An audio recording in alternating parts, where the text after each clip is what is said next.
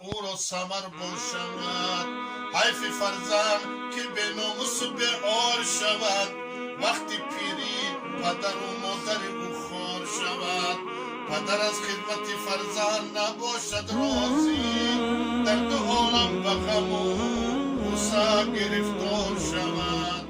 پدر از خدمت فرزند نباشد راضی، در دو عالم به غم و غصه گرفتار شود. گر تو صاحب خیرتی باش خریدار پدر، گر تو صاحب خیرتی باش خریدار پدر، عاقل از هر که چنین گنج خریدار شود. گر کسی دانه نباشی در این دیر فنا، روز سختی به یک دانه جوزار شود. روز سختی به یک دانه جوزار شود.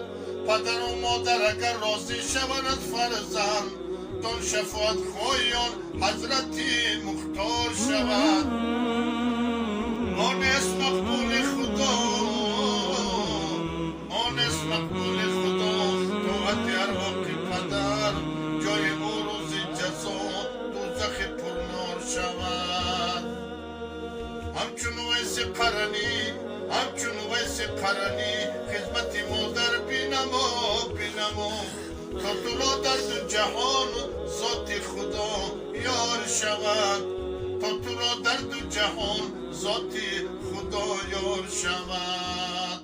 ای کریم تبرو خدمت آنان بینما، تا که از فیض دعا نخل تو پربار شود. تا که از فیض دعا نخل تو پربار شود. اندر این دنیا ببین،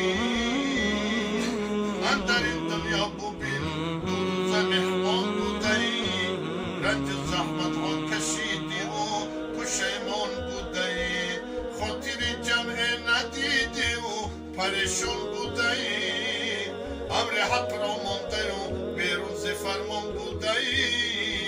در جواب دادنت در قعر گور اندیشه کن، از جواب دادنت در قعر گور اندیشه کن.